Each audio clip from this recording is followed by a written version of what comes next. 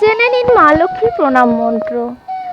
এই মন্ত্রগুলি প্রতিদিন পাঠ করলে আপনার ঘরে মা লক্ষ্মী বসবাস করবেন। প্রণাম মন্ত্র: ওং বিশ্বরূপস্য ভাজাসি পদে পদালয়ে শুভে সর্বত পাহি মাং দেবী মহালক্ষ্মী নমস্তুতে।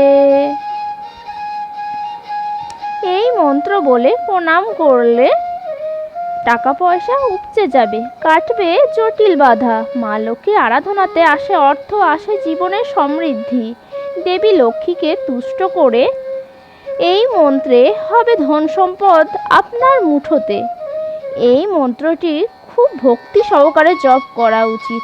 জয় মা লক্ষ্মী।